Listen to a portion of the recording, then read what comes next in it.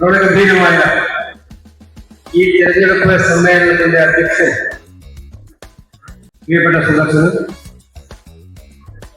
നമ്മുടെ എല്ലാവരുടെയും പ്രിയങ്കരനായ സ്ഥാനാർത്ഥി മുൻ KPCC അധ്യക്ഷൻ കൂടിയായിട്ടുള്ള പ്രിയപ്പെട്ട ശ്രീ കെ മുരളീധരൻ, KPCCയുടെ സമന്വിതരായിട്ടുള്ള നേതാക്കൾ, വൈസ് പ്രസിഡന്റ് ശ്രീ ബാലമുരളി, മുൻ DCC പ്രസിഡന്റുമാരായിട്ടുള്ള ശ്രീ കെ മോഹൻകുമാർ, ശ്രീ പീതാംബരക്കുറുപ്പ്, പ്രിയപ്പെട്ട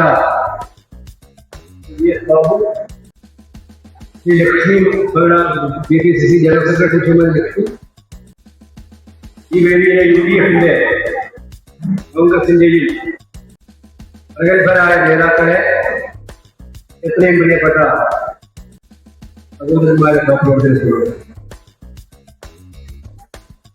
ഇന്നലെ ഇന്നുമായിട്ട്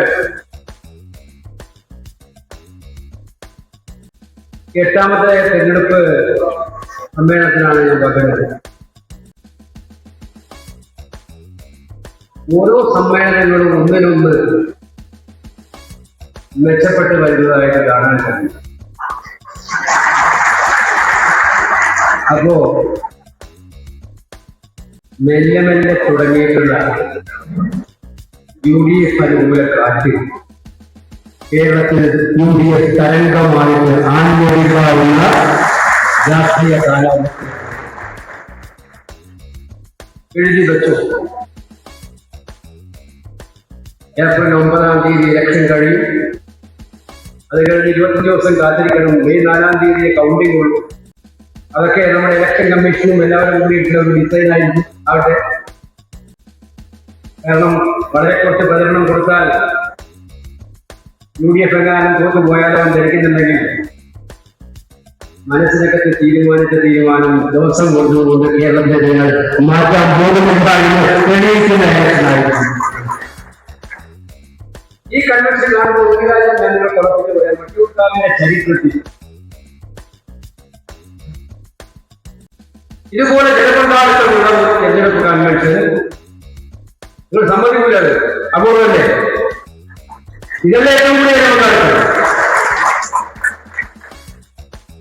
ഞാൻ നേരത്തെ പറഞ്ഞ UDF അനുകൂല കാറ്റായിരിക്കും. 100-ലധികം സീറ്റുമായി കേരളത്തിൽ കേരളത്തിൽ അധികാരത്തിൽ വരുന്ന ഐക്യ മുന്നണിയുടെ ട്രഷറി ബെഞ്ച് സംവിധാനം വട്ടിയൂർക്കാവിൽ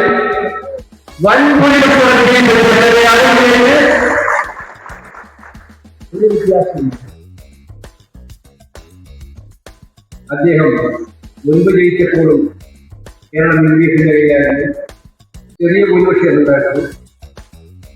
ഇപ്രാവശ്യം അദ്ദേഹം വിജയിച്ചു വരുമ്പോൾ ഞാൻ നേരത്തെ പറഞ്ഞു, വൻ ഭൂരിപക്ഷമുള്ള UDFന്റെ ട്രഷറി ബെഞ്ചിലേക്ക് ആ ട്രഷറി ബെഞ്ചിൽ നയിക്കുന്നവരുടെ ഒരാളായിട്ട് ഉണ്ടാവും എന്നുള്ള കാര്യത്തിൽ സംശയമുണ്ട്. കേവലം ഒരു MLA ആയിരിക്കില്ല വട്ടിയൂർക്കാവ് തിരഞ്ഞെടുക്കാൻ വേണ്ടി പോകുന്നത്.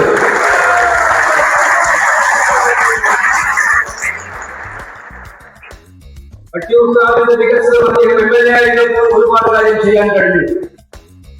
ഇനിയുള്ള 5 വർഷക്കാലം ഈ നാടിന്റെ വികസന പ്രവർത്തനങ്ങളായാലും ഈ നാടിന്റെ ക്ഷേമ പ്രവർത്തനങ്ങളായാലും അതിൽ സർക്കാരിന്റെ കൈവപ്പോടുകൂടി നടത്താൻ കഴിയുന്ന ഒരാളായിട്ട് ശ്രീ കെ മുരളീധരൻ അവിടെ ഉണ്ടാവുന്ന കാര്യത്തിൽ ഒരു സംശയമില്ല. ഞാൻ പറഞ്ഞു, കേരളത്തിന്റെ ജനമനസാക്ഷി തീരുമാനിച്ചുറപ്പിച്ചു കഴിഞ്ഞിട്ടുണ്ട്. അത് 10 കൊല്ലക്കാലമായി ഈ നാട് ദുരിതപൂർണമാക്കിയ ഒരു സർക്കാരിനോടുള്ള ഗുഡ് ബൈ പറയുക എന്നുള്ള കാര്യമാണ്. അത് നമുക്ക് കാണാൻ കഴിയുന്ന ഒരു വിരോധാഭാസം. തെരഞ്ഞെടുപ്പ് പ്രഖ്യാപിക്കുന്നവരെ TV തുറന്നു നോക്കിയാൽ കാണാൻ കഴിയുന്നത് ഒരു വേറെ ചിത്രമാണ്. നമ്മൾ നാട്ടിലിറങ്ങിയാൽ കാണാൻ കഴിയുന്നത് വേറൊരു സ്വയം വികൃതമായ ജനവിരുദ്ധ നയങ്ങൾ കൊണ്ട്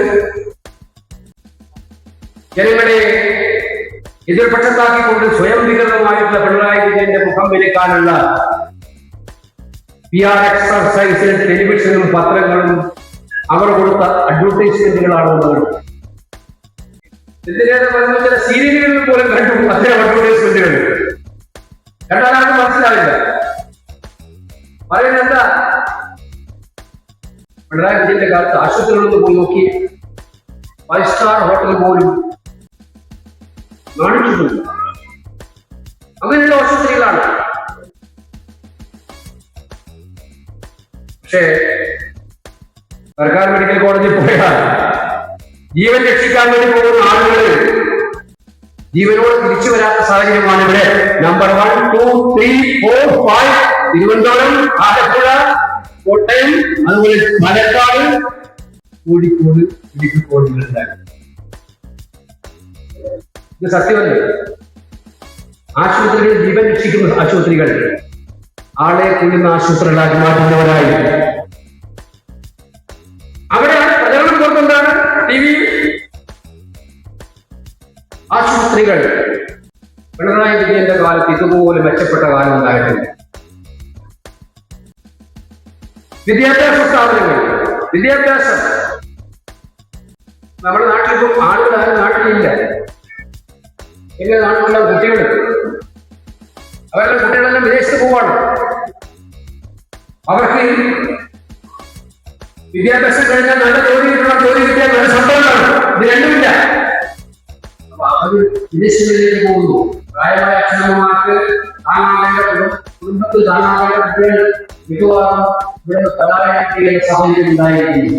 നിങ്ങളുടെ 10 വായിക്കാൻ നടത്തുന്നതാണ് വിദ്യാഭ്യാസത്തിന്റെ ബാക്കി ഭാഗമായിട്ട് കേരളം തൊഴിൽ സൗഹൃദ ജോലി കിട്ടുന്നതിന് വേണ്ടിയുള്ള സാധ്യത ഉണ്ടാകുന്ന സംസ്ഥാനം ഉണ്ടാകുന്നു. പബ്ലിക് സർവീസ് കമ്മീഷൻ പരീക്ഷ എഴുതിയാൽ 1ാം റാങ്ക് കിട്ടിയിട്ടും കാര്യമില്ല. കേരളത്തിൽ 1ാം റാങ്ക് കിട്ടിയവർക്ക് പോലും അപ്പോയിന്റ്മെന്റ് ഇല്ല, നിയമനമില്ല. എത്ര അനുഭവങ്ങളുണ്ടായി, എത്ര ഈസ്റ്റുകൾ ആരെയും എടുക്കാതെ പാഴായിപ്പോയി. ഒരു PSC പരീക്ഷ എഴുതാനുള്ള പാട് നമ്മുടെ കുട്ടികൾക്ക് എന്തുമാത്രം പാടാം. അതേ സമയത്ത് സ്വന്തം ബന്ധുക്കാരെ, പാർട്ടിയിലെ ബന്ധപ്പെട്ടവരെ തിരികെ കയറ്റി പിൻവാതിൽ നിയമനങ്ങൾ നടത്തിയതിന്റെ കാര്യത്തിൽ സർവകാല സർക്കാരാണ് ഈ സർക്കാർ.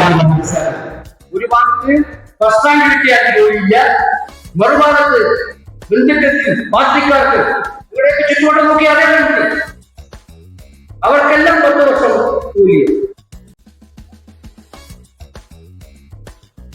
ഇന്ന് ഞാൻ വരുമ്പോ സാധാരണ വൈകുന്നേരമായ ചായ കുടിക്കാൻ ഹോട്ടൽ തന്നു. മിക്കവാറും സ്ഥലത്ത് ഹോട്ടലുകൾ കൂട്ടിക്കിടക്കുകയാണ്. ഗ്യാസ് ഇല്ല. തട്ടുകിടക്കാരൻ നമ്മൾ ചായ എന്ന് മാത്രമല്ല, എത്രയായിരക്കണക്കിന് ആളുകളാണ് തട്ടുകടയിൽ ജീവിക്കുന്നത്. ഹോട്ടലുകളിൽ എത്ര പേരാണ് ജോലി ചെയ്യുന്നത്. ഈ ക്രൈസിസ് തുടങ്ങിയിട്ട് ഒരുപാട് ദിവസങ്ങളായി. നരേന്ദ്രമോദി ഗവൺമെന്റ് സംഭാവന വലുതായിട്ടുണ്ട്. ഇന്ത്യ ഗവൺമെന്റ് വിദേശ നയത്തിന്റെ ഭാഗമായിട്ടാണ് ഈ ക്രൈസിസ് ഈ മൂത്ത രൂപത്തിൽ വന്നു ചേർന്നിരിക്കുന്നത്. പാർലമെന്റിനകത്ത് കഴിഞ്ഞ 2 ആഴ്ചക്കാലം കോൺഗ്രസ് പാർട്ടിയും രാഹുൽ ഗാന്ധിയും അതിശക്തമായിട്ട് അവരുടെ നയങ്ങളെ കുറവ് കാണിച്ചുകൊണ്ട് നിങ്ങൾ ഇങ്ങനെ മാത്രമെന്ന് പോരാടിക്കൊണ്ടിരിക്കുകയാണ്. ഈ അപകടം വരും അദ്ദേഹം പറഞ്ഞു.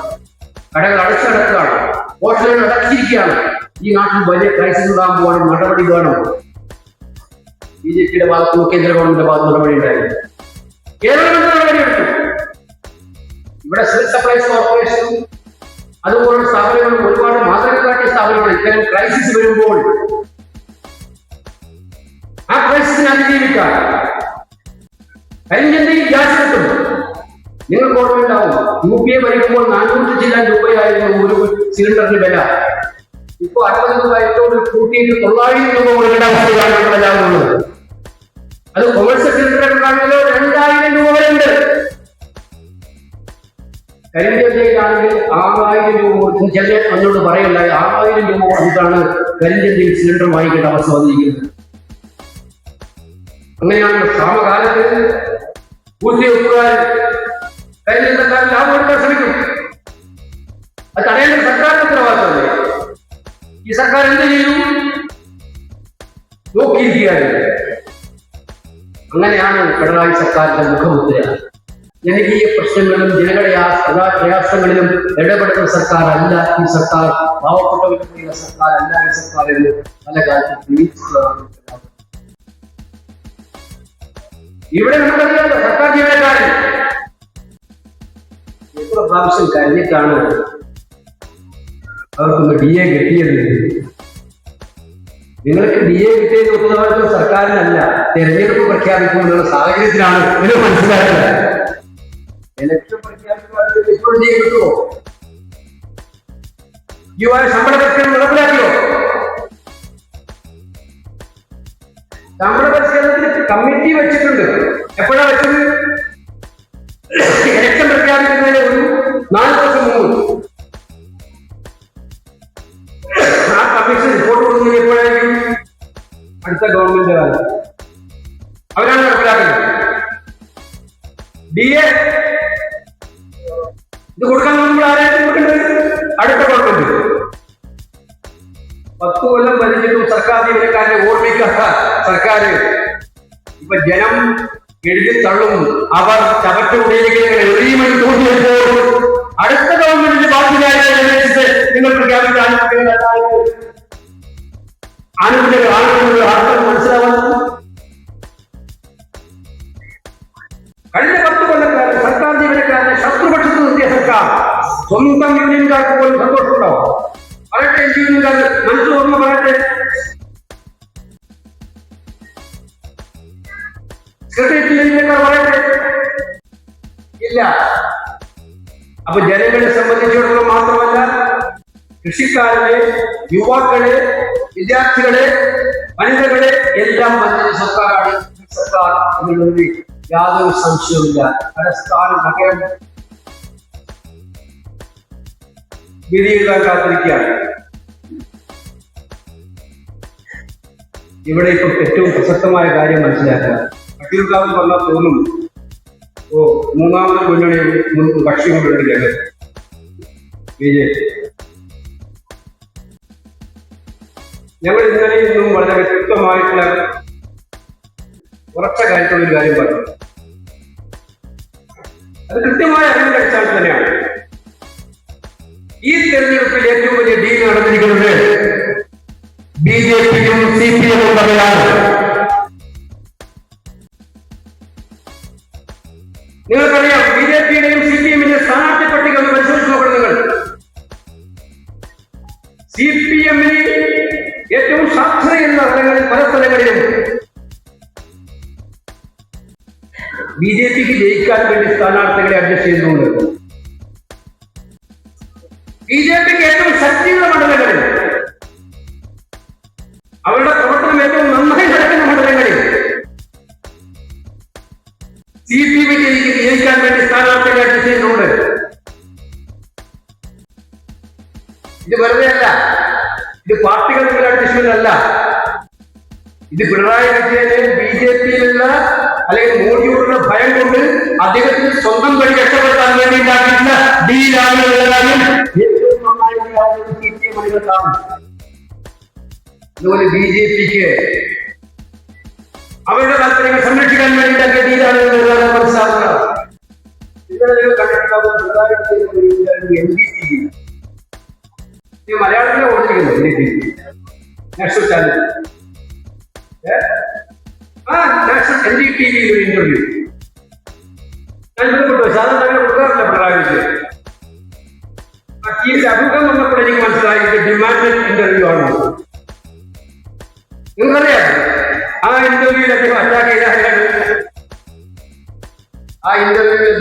ചെയ്തത് രാഹുൽ ഗാന്ധിയാണ്. നിങ്ങൾക്കറിയാം, സാധാരണ ഇത്തരം ഇന്റർവ്യൂ കൊടുക്കാത്ത പിണറായി വിജയൻ NDTVക്ക് കൊടുത്ത ഇന്റർവ്യൂവിൽ അദ്ദേഹം രാഹുൽ ഗാന്ധിയെ പറഞ്ഞിരിക്കുന്നത് മനസ്സിലാക്കേണ്ടത്. രാഹുൽ ഗാന്ധി BJPയുടെ ഏജന്റാണ്. രാഹുൽ ഗാന്ധി BJPയുടെ ഏജന്റാണ്. പിണറായി വിജയൻ മോഡിയുടെ മുഖത്ത് നോക്കിയിട്ട് ഇന്ത്യയും അമേരിക്കയും തമ്മിലുള്ള കരാറ്, ഇന്ത്യയുടെ ഡാറ്റ മുഴുവൻ ചോർത്തിക്കൊടുത്ത ചെറുപ്പക്കാരനെ ചതിച്ച നിങ്ങൾ, കൃഷിക്കാരന് അമേരിക്കൻ കാർഷിക വിപണികളിൽ നിന്നും ഉൽപ്പന്നങ്ങൾ ഇന്ത്യയിലേക്ക് ഇറക്കുമതികൾ ഫ്രീ ഹീറോ ചുങ്കം ചുമത്തിക്കൊണ്ട് ഇവിടുത്തെ കൃഷിക്കാരനെ ചതിച്ച നിങ്ങൾ, കൃഷിയിൽ നിന്നും ഒഴിവാങ്ങാനുള്ള തീരുമാനം നടപ്പിലാക്കില്ല എന്നുള്ള കരാർ അമേരിക്കയ്ക്ക് വേണ്ടി ഒത്തുകൊടുത്ത നിങ്ങൾ, ഇന്ത്യയുടെ താല്പര്യങ്ങൾ സംരക്ഷിക്കാൻ അമേരിക്കയോട് സറണ്ടർ ചെയ്ത പ്രധാനമന്ത്രിയാണ് നിങ്ങൾ. സറണ്ടർ ചെയ്തെന്ന് മോദി അമേരിക്ക നോക്കിക്കൊണ്ട് പറഞ്ഞ നേതാവിന്റെ പേരാണ് രാഹുൽ ഗാന്ധി എന്ന നേതാവിന്റെ. നിങ്ങൾ ഡിസ്ക്വാളിഫൈ ചെയ്തു, നിങ്ങൾ 32 കേസെടുത്തു, പാർലമെന്റിൽ നിന്നും പുറത്താക്കി, വീട്ടിൽ നിന്നും പുറത്താക്കി. ഇപ്പോഴും ശക്തമായിട്ട് ഈ രാജ്യത്തെ തകർക്കാൻ, വിഭജിക്കാൻ ശ്രമിക്കുന്ന മോദിക്കെതിരെ പിണറായി വിജയൻ രണ്ടാം ജന്മം ജനിക്കണ്ടേ മോദിക്കെതിരെ അത്തരം ഒരു വാക്കുകൾ പറയാൻ ധരിക്കാൻ?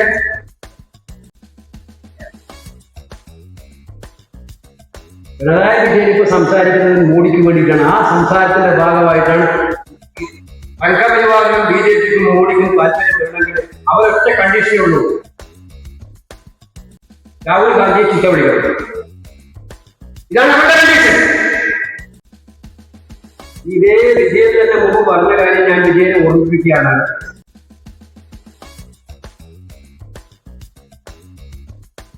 നാക്ക് വാടക എടുത്തിട്ട് സംസാരിക്കരുത്.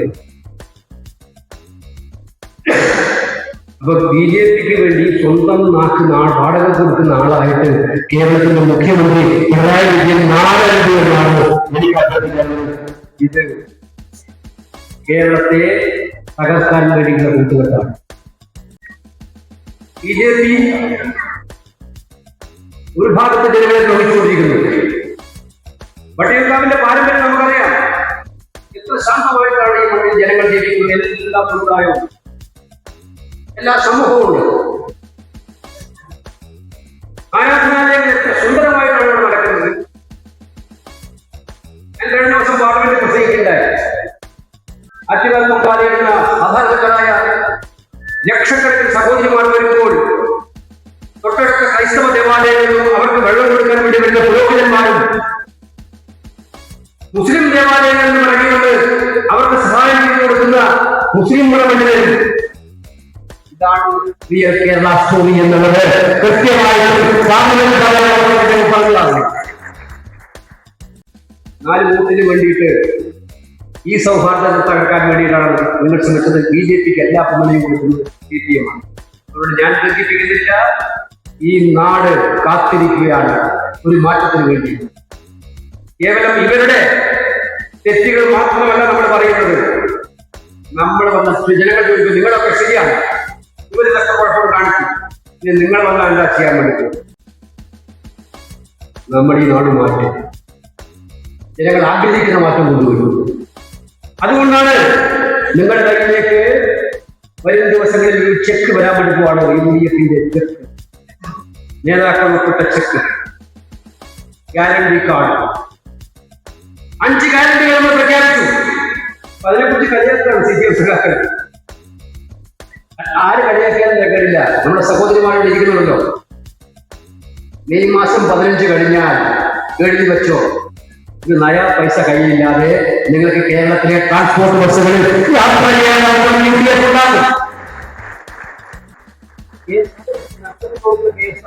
തീർക്കാൻ വേണ്ടിയിട്ടാണെന്നാ പറയുന്നത്. ഞങ്ങൾ വെറുതെ പറഞ്ഞ ഞങ്ങൾ കർണാടകത്തിൽ നടപ്പിലാക്കി, തെലങ്കാനയിൽ നടപ്പിലാക്കി. ഇത് KSRTC നഷ്ടമുണ്ടാക്കാൻ വേണ്ടിയിട്ടല്ല. എന്ത് ചോദ്യം? മുഖ്യമന്ത്രിയുടെ മുഖമൊന്നും എനിക്ക് കാണിക്കാൻ, കള്ളപ്രചരണങ്ങൾ സത്യമാണെന്ന് ധരിപ്പിക്കാൻ വേണ്ടി നടത്തുന്ന കള്ളപ്രചരണങ്ങൾക്ക് വേണ്ടിയിട്ട് എത്ര കോടിയാണ്, എത്ര കണക്കിന് കോടിയാണ് നിങ്ങൾ പൊതുജനങ്ങൾക്ക് നിലവാക്കുന്നത്? ഇല്ലാത്ത പണം സർക്കാർ ഖജനാവിൽ എടുക്കുന്നത് പരസ്യത്തിന് വേണ്ടി പൈസ കൊടുക്കാൻ നോക്കുക. പാവപ്പെട്ട സ്ത്രീകൾക്ക് സൗജന്യ ബസ് യാത്ര കൊടുത്താൽ KSRTC മുറിഞ്ഞു പോകുമെന്നാണ് പറയുന്നത്. KSRTC മുടിയില്ല. KSRTCക്ക് ആ യാത്രയുടെ പൈസ സർക്കാർ കൊടുക്കുന്ന പദ്ധതിയായിരിക്കും. ഫലത്തിൽ KSRTC ശക്തിപ്പെടാൻ പോവാണ്. സഹോദരിമാരെ KSRTC യാത്ര ചെയ്യും. അവർക്ക് വരുമാനം വർദ്ധിക്കാനല്ല അങ്ങോട്ട് പോകുന്നത്. അതുപോലെ തന്നെയാണ് പെൻഷൻ. 2500 പെൻഷൻ 5 കൊല്ലം മുമ്പ് പറഞ്ഞാൽ എത്രയൊക്കെ പെൻഷൻ കിട്ടുന്നത് 2000 രൂപ. അതും 2 മാസം 2000 രൂപ. അതിന് മുമ്പ് 1600 UDF വന്നാൽ ജൂൺ മാസം മുതൽ ക്ഷേമ പെൻഷൻ 3000 രൂപയാകുന്ന കാര്യം ഞാൻ ഉറപ്പുവരുത്താം.